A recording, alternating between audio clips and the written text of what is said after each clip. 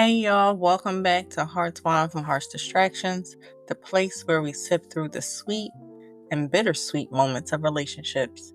I'm your host, Alicia Minor Gaines, your companion in unraveling love, flaws, distractions, and all. This is the podcast where we dive deep into the messiness, beauty, and complexities of relationships, from the excitement of new dating to the challenges of long-term commitments and marriages. And today, we're tackling something I call relationship syndrome. That vibe where you're dating someone more than just a casual fling, but less than a committed relationship.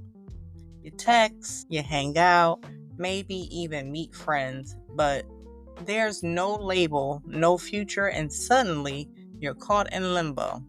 Sound familiar? If you're tuning in, maybe you're putting your heart on the line for someone who's simultaneously hot and cold. Maybe you're in your 20s, 30s, 40s, or even 50s, and you got caught in the fog of a situationship.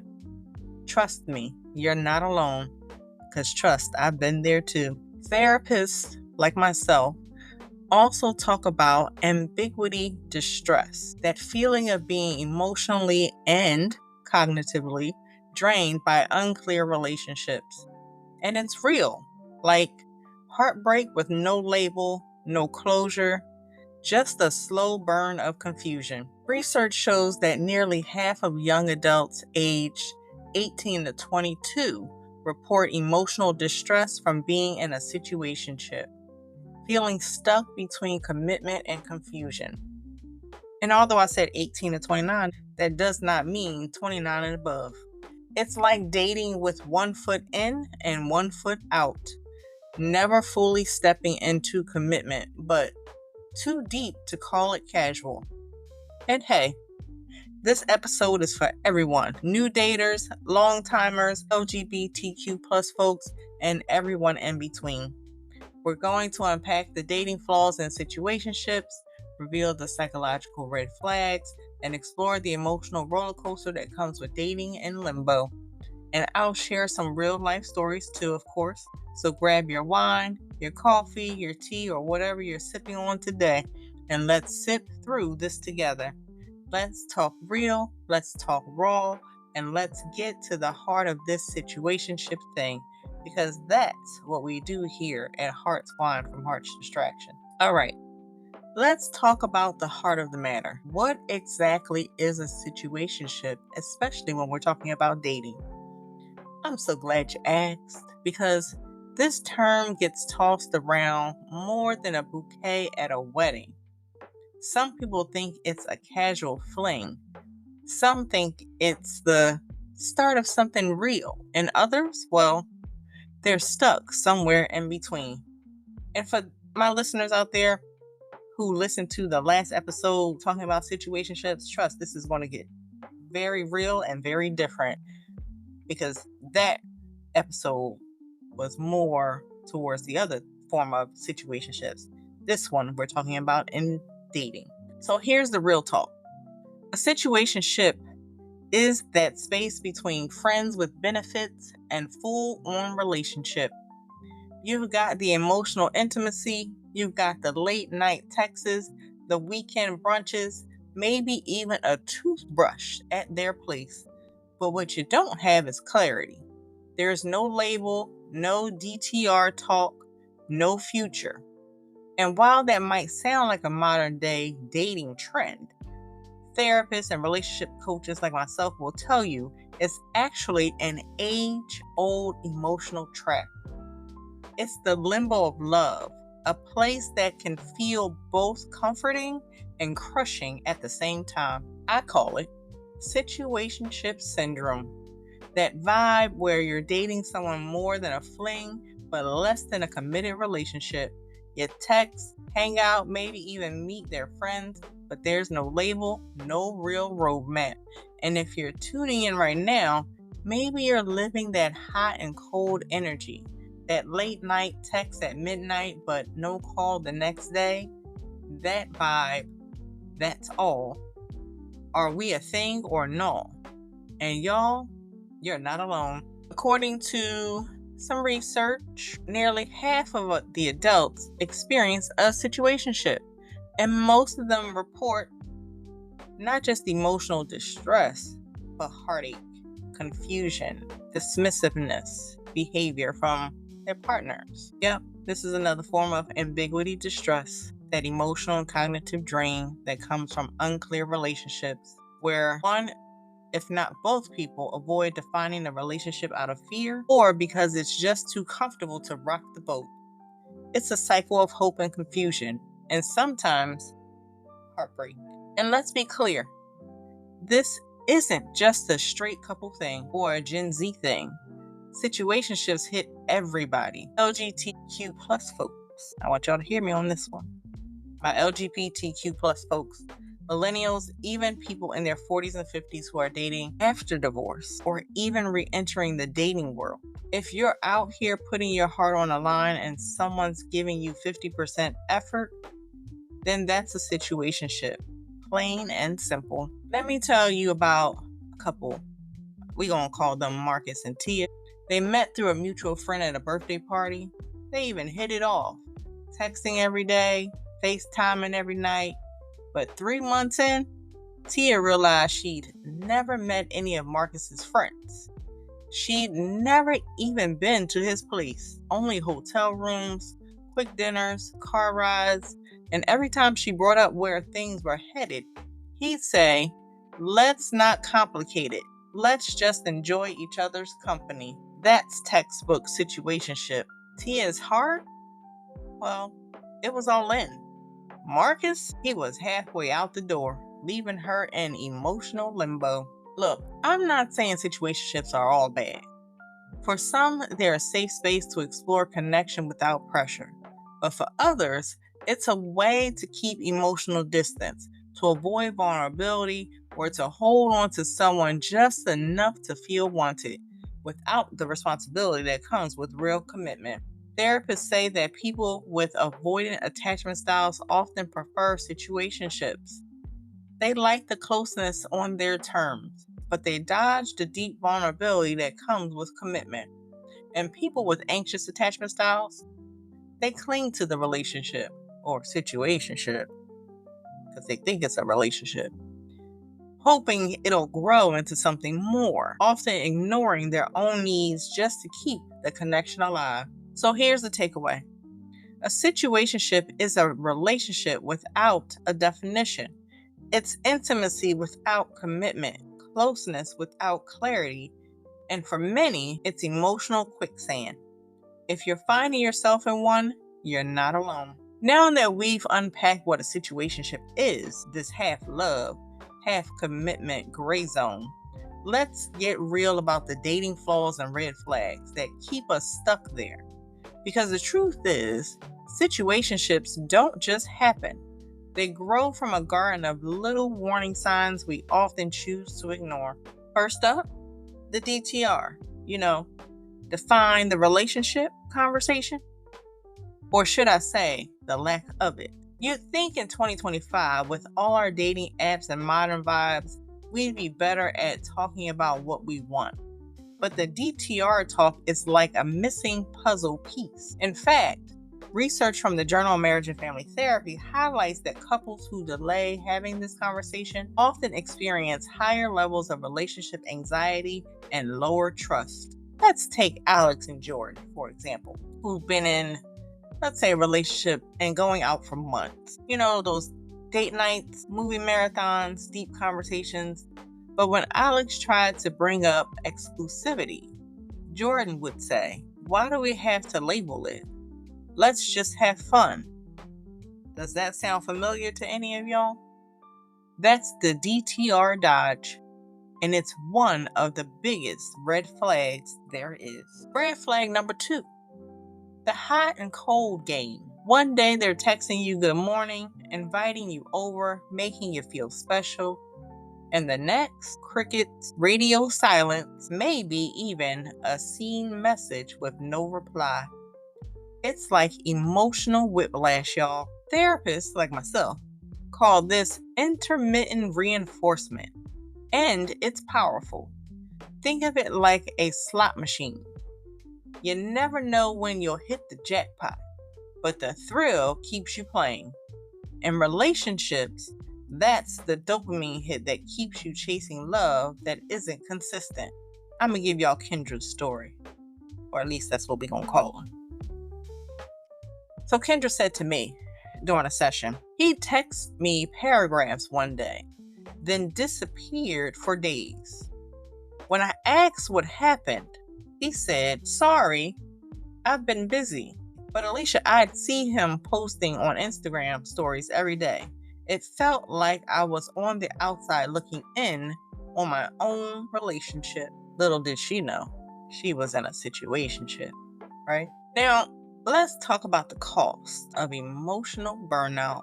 That feeling when you're always waiting for the next move, analyzing every text, rereading messages for hidden meaning. The Journal of Family Psychology found that individuals stuck in these ambiguous relationships report higher rates of anxiety, depression, and even physical health problems. It's not just in your head, it's in your heart, and it's affecting your entire well-being. It's like drinking wine with a cracked glass. No matter how good the pour, it always leaks out somewhere. Another sign, selective integration. If you've been dating for months and you still haven't met their friends, their family, or even seen their place, chances are there's a wall up. Sure, they'll tell you it's because they're private, but therapists and relationship coaches will tell you that healthy relationships thrive on integration, being part of each other's worlds, not stuck on the sidelines. And let's not forget attachment styles. Research shows that people with avoidant attachment often gravitate towards situationships. Why? Because it lets them enjoy the perks of connection without the risks of commitment. Meanwhile, people with anxious attachment are the ones who often hold on, hoping that clarity will come if they just try harder. But clarity rarely comes from chasing. It comes from mutual effort and communication. So here's the bottom line if you're seeing these red flags. No DTR talk, hot and cold behavior, emotional burnout, selective integration, or avoidant attachment. Please know, you deserve better. You deserve someone who meets you in the middle, not someone who leaves you guessing. But why does this happen so often? Why do so many of us get stuck in these emotional waiting rooms? Well, we're going to unpack the cultural and technological drivers that make situationships so common.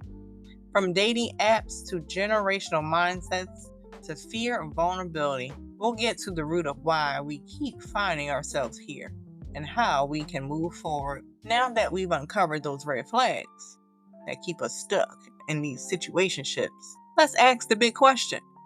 Why does this happen so often? Because if we understand why, we can actually do something about it. So we're going to unpack the cultural and technological drivers that make situationships not just common, but practically unavoidable in modern dating. Think dating apps, social media, generational shifts. Y'all, we're talking about a perfect storm here. Let's start with the biggie. Dating apps. We swipe right, left, up, down. It's like playing a slot machine with your heart. Research shows that more than 50% of dating app users report feeling overwhelmed by choice. That's called the paradox of choice, and it makes it harder to settle down because there's always a what if waiting for the next swipe. Let's take Marcus, for example, someone I've done some coaching with. He told me, "I like Sarah a lot, but I always wonder if there was someone even better just one swipe away. So I never really committed. I didn't want to miss out." Sound familiar? That's dating app culture at its core, people. An endless buffet of possibilities that can leave us stuck with a half-empty plate.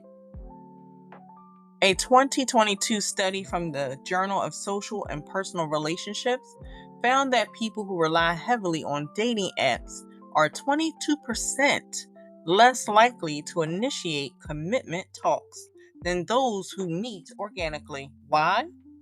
Because the apps train us to always be on the lookout for the next best thing. I don't know about y'all, but maybe some of y'all want to stay off some of them apps. But some people say and argue that that's where they found love. So you got to make the choice for you. Another big piece, fear of vulnerability. It's easy to ghost or breadcrumb when you're afraid of opening up. Let's be real here. Rejection hurts. Vulnerability is hard, and situationships let us feel connected without fully showing up. Marriage and family therapists often see this in clients who've been hurt before. Divorce, betrayal, even just social anxiety. They want intimacy, but they fear the risk. So they hover in the gray area where basically they can enjoy emotional perks without putting their heart fully on the line. Let's listen to Janelle's story here.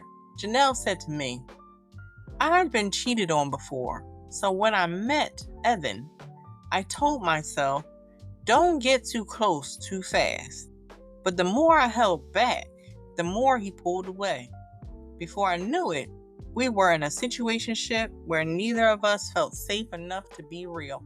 That's fear of vulnerability at play, keeping us both stuck and lonely. Okay, let's not forget the generational shift. Gen Z and millennials, hey yes, that's us, growing up watching our parents' marriages fall apart or seeing unrealistic love stories on social media, we're skeptical of commitment, and in some cases, we value independence so much that we shy away from defining anything. According to Pew Research, only 44% of millennials consider marriage a very important life goal, compared to 65% of baby boomers at the same age. And for Gen Z, the priority is self-growth, careers, and mental health. That's what's wrong. But it can lead to a culture of non-committal connections. Y'all, that means we have a whole generation that's both craving connection and terrified of being trapped. That's a tough spot to be in, and it's a recipe for situationships. Let's add social media to the mix.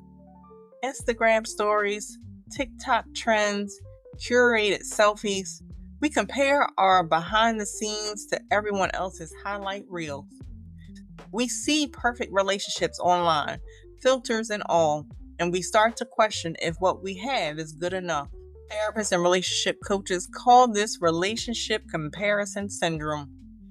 Constantly measuring your own love story against someone else's or everyone else's. It makes it easier to doubt what's in front of you and harder to appreciate real, messy human love. And let's not forget about FOMO. Yeah, I said FOMO. Fear of missing out. We think, what if I commit now but miss out on something better? That's how you end up with one foot in and one foot out, ordering the wine but never fully sipping it. Let's take Brandon, for example.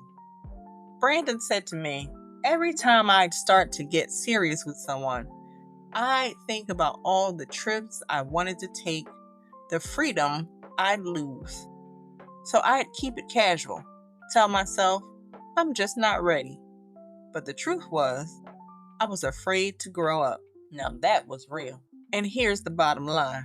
Dating apps, fear of vulnerability, generational shifts, social media, and FOMO, they all conspire to make situationships not just common, but practically the norm. But we can change that. We can learn to define, to communicate, and to build connections that nourish our hearts instead of draining them. All right, y'all. So far, we've covered what situationships are, the red flags to watch for, and why they're so common in today's dating landscape. Now it's time to turn the page and talk about how to prevent getting stuck in a situationship, or if you're already in one, how to navigate your way out with grace, respect, and most importantly, clarity. This part is going to be all about giving you the tools to reclaim your power, set healthy boundaries, and have those so dreaded but necessary conversations that can turn ambiguity into actual fulfilling connection.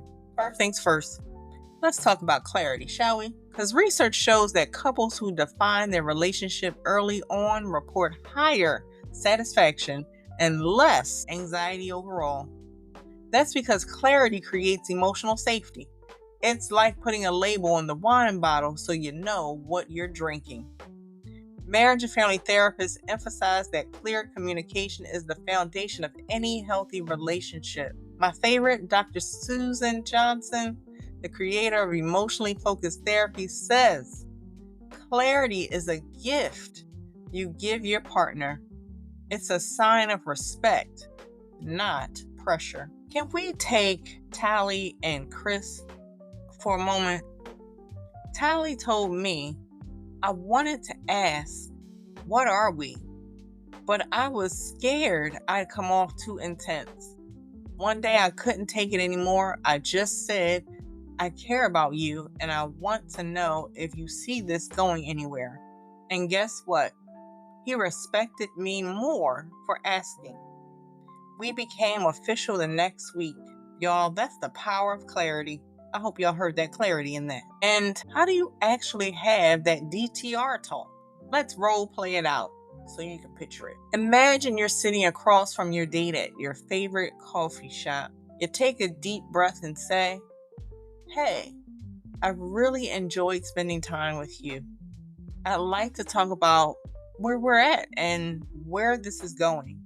I value you and I want to be on the same page. So how is that calm, direct, and non-accusatory? You're inviting them into a conversation, not putting them on trial. Therapists recommend using I statements instead of you statements to avoid sounding accusatory, which is one of my favorites. So for example, you could say something like, I'm looking for a relationship that has commitment versus you never want to commit. It's a small shift, but it makes a big difference, I promise you. Let's talk about boundaries. They're not walls to keep people out. They're gates that help the right people in while protecting your emotional well-being. Healthy boundaries in dating might sound like, I'm looking for a committed relationship and I want to know if that's something you see for us. I need consistency and communication to feel valued. I don't feel comfortable continuing this if we're not on the same page. Here's something powerful from, let's call him Ethan. Ethan said to me, I realized I was always the one planning dates. So I said, hey, I want to feel we're both investing in this. Can we split the planning or can you plan the next one? And guess what? She loved it and we both felt more connected. That's boundaries in action through Ethan, y'all. Now let's get real. Sometimes the answer is to walk away. If someone consistently avoids clarity, refuses to have the DTR talk, or shows no interest in meeting your needs, that's a sign to protect your heart. Research shows that people who stay in ambiguous relationships for too long often experience higher levels of anxiety, lower self-esteem, and even depression. You deserve a relationship that lifts you up, not one that keeps you stuck. Think of your heart like a wine glass. If it's cracked, the love you pour in will always leak out. Sometimes the best thing you can do is set it down, walk away, and find a new glass. One that's whole and ready to hold the love you deserve. And hey, if you're leaving a situationship, give yourself time to heal. Therapy or relationship coaching can help. Journaling can help. Talking with friends can help. And remember, clarity isn't just about defining relationships, it's about defining yourself and what you need to thrive. You are worthy of a love that is secure, consistent, and clear. Don't let fear keep you from asking for what you need.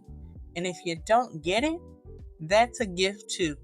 because now you're free to find it somewhere else. Y'all heard it from me. So we've just spent some time unpacking what a situationship is, how to spot red flags, why they're so common in today's dating culture, and how to navigate communication and boundaries.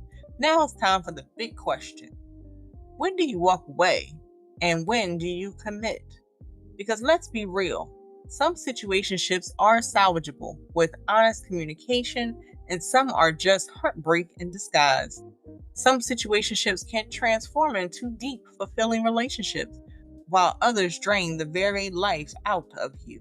Let's get into it. Let's start with the tipping point, emotional burnout. It's that heavy, drained feeling in your chest that comes from always being the one to reach out, always wondering where you stand. Therapists define it as a state of emotional, mental, and even physical exhaustion caused by prolonged stress or ambiguity. If you're constantly second guessing where you stand, if your mind is always spinning with what ifs and should I text them first, that's burnout. And it's your heart telling you it's time to set yourself free. According to the Journal of Marriage and Family Therapy, 68% of individuals in undefined relationships experience increased anxiety and sleep disturbances due to emotional burnout. That's real, y'all. It's your body telling you it's time for a change. So it's not just emotional, y'all. It's physical too. That's your body and heart telling you it's time to evaluate or reevaluate. Is this relationship building up or is it tearing you down? So how do you know it's time to walk away? Here's the truth. If you've communicated your needs clearly, maybe even had that hard DTR talk and nothing's changing, maybe it's time to walk away. You set your boundaries. You're always the one reaching out, always chasing clarity. Their words don't match their actions. Consistency is definitely missing. You feel undervalued or like an option instead of a priority. You're afraid to ask for more because you fear they'll walk away, and or the other person still avoids commitment. Yeah, I think it might be time to go. It might be time to walk away. I'm going to give y'all two stories that I think will be helpful here.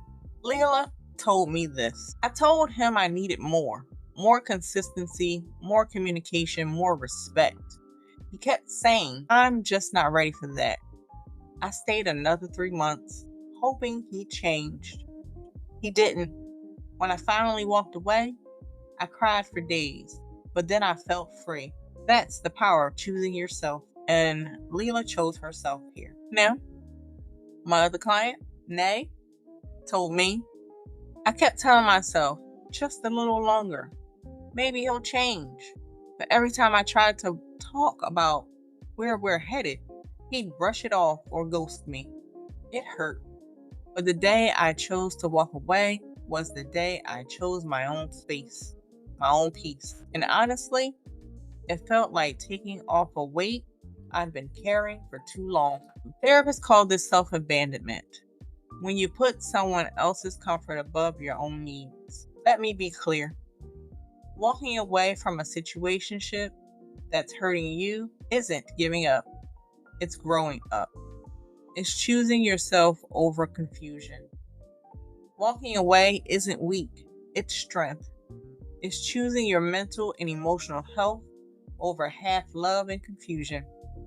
Remember, clarity is self-love. But hey, sometimes a situationship can turn into something real if both people are willing to work on it or work for it. So how do you know when it's worth staying and fighting for the relationship? How do you know when it's time to lean in and build a relationship instead of walking away? Here's what to look for. They show consistent actions that match their words. They're not just talking, they're showing up for you regularly, and they're reliable. They're emotionally available, willing to share their feelings, fears, and dreams. Yes, that vulnerability side they tend to keep hidden because they don't want to share. They're willing to define the relationship, even if it's hard. They take responsibility for the relationship and they make space for your needs. They step in and start using language that shows you have a future together. And they prioritize you and finally make a commitment to being in a relationship with you. Research from the American Psychological Association shows that couples who engage in open communication, shared goal setting, and mutual respect are 80% more likely to build lasting, secure relationships. Let's take Renee and Kevin. That's what we're going to call them. Let's say Renee and Kevin been in a situationship for months, texting late at night, seeing each other on weekends, but never talking about the future. Well, Renee finally sat Kevin down and said, "I care about you, but I need to know where we're going." Kevin admitted he was scared of commitment because of a bad past relationship, but he wanted to try. They started couples counseling and then relationship coaching, and now today, they're engaged. That's the power of choosing each other, even when it's hard. Research shows that couples who practice open communication and shared goal setting have a 70% higher success rate of building lasting relationships. Remember, commitment is a choice, and it's about action, not just words. Now, let's talk about support, because sometimes you need more than just talking to your best friend or journaling it out. But who do you turn to? A relationship coach or a therapist? Let's break it down. A therapist, like myself, a marriage and family therapist at that, focuses on healing past wounds, unpacking deep-rooted patterns, trauma, and mental health concerns that might be impacting your relationship. They're licensed professionals trained to diagnose and treat psychological issues. They'll help you process your emotions, understand attachment styles, and manage anxiety or depression that might be complicating things. A relationship coach, again, like me, on the other hand, focuses on the present and the future. Coaches help you identify goals, build skills, and take action. And I'm not saying your therapist can't do that or do those things, but it's different. They're great for helping you learn effective communication, practice boundary setting, and create a roadmap for the kind of relationship you want in real time. They don't diagnose mental health conditions, but they do hold you accountable for your growth and help you take practical steps forward. So yes, it's more of a hand-on-hand approach, especially if you get live calls from a coach. They're helping you work through those moments in real time and not just coaching you through it through a therapy session and expecting you to do the work outside of the session. But I want y'all to understand that both roles are valuable, and sometimes you need both. And if you're lucky to get me, you would have both. I'm just throwing it out there. But therapy can heal and coaching can build. Together, they help you turn the page on confusion and step into the kind of love that honors your heart. Okay. So how do you turn a situationship into a relationship? If you're working with a coach or a therapist, here are some tools that can help you shift from a situationship to a relationship. You start with honest, consistent, and clear conversations, using I statements and sharing your needs, because clarity is love. You set mutual goals together. You ask the questions. Where do you see this going? What do you both want? Can you agree on timelines? You prioritize consistency, where actions speak louder than words. You check in regularly, asking each other, are we still on the same page?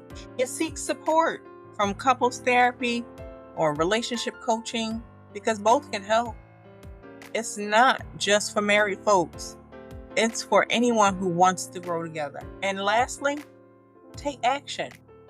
Not just talk. Show up. Make plans. Be present.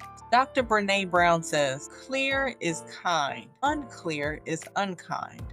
If you want a relationship, be clear. Don't play games. Don't settle for maybes. Love should feel like a full glass of wine. Rich, smooth, and worth savoring. If your heart feels half empty, don't be afraid to pour into a new vessel. Sometimes the best relationships begin when you finally choose yourself. Love is also like a vineyard. If you leave it untended, it grows wild, tangled, and messy. But if you prune it, care for it, and let the light in, it bears the sweetest fruit. Situationships are like overgrown vines. Sometimes they just need clarity. Sometimes they need to be cut back so new growth can happen. And sometimes you just need to plant a new vine in a place where the soil is rich and the sun is bright. So we've explored when to walk away, when to stay, and how to move forward with clarity and love. Whether you're choosing yourself or choosing to fight for the relationship, remember you deserve a love that's whole, not half-hearted. Remember, choosing yourself is always the right choice, whether that means leaving a situationship or transforming it into a healthy, committed relationship. Okay, y'all, this is our final sip of all the wine I brought out of you all today. We've come a long way together today. From defining what a situationship is, to spotting the red flags, understanding the cultural drivers that keep us stuck, learning communication tools, and exploring when to stay, when to walk away, and how to get the right support. We've unwrapped a lot, and I hope you feel empowered to make the choices that serve your heart best. You know, again, love is like wine. Y'all must know I love my wine, right? Okay. Sometimes it's sweet, sometimes it's bitter, and sometimes it needs time to breathe before it's ready to be fully savored. Situationships?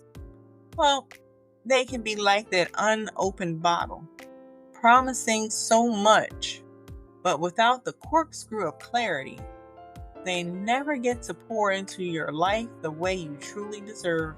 I want you to know that you are worthy of a love that shows up fully. No more halfway, no more maybe, no more emotional burnout. You deserve a relationship that feels like a full glass, not one that's always left half empty. Picture your heart like a vineyard. Yep, I'm coming back to vineyard for y'all. Rows of possibility, vines that stretch toward the sun. But even the strongest vines need tending, pruning, and care. Love is no different. Tend to it, nurture it, let it grow. And if the vine bears no fruit, know that it's okay to plant anew, to let new life spring from the soil of your own strength and wisdom. So whether you're walking away, leaning in, or still figuring it out, that's okay. You're on a journey, and every step, every sip brings you closer to the love that's meant for you. Remember, y'all, clarity is kindness, boundaries are love, and choosing yourself is never the wrong choice. So thank you so much for sharing your time and your heart with me today. If you found this episode helpful, or if you're curious about what's next, here's how to stay connected. Subscribe to our YouTube channel at Hearts Wine from Harsh Distractions for exclusive episodes and content. Visit our website, www.aliciasdistractions.com, for more resources, updates, and upcoming events. Purchase a copy of my poetry book, Distractions of the Heart, on Amazon. It's filled with verses that speak to the twists and turns of love and relationships. Follow us on social media, Instagram, TikTok, and Facebook, because every day we're pouring a new glass of insight, humor, and love just for you. Remember, love is messy, beautiful, and oh so worth it. Until next time, I'm Alicia Minor Gaines, and this has been Hearts Wine from Harsh Distractions. Sip slow, love deep, and never settle for less than the full glass. Cheers!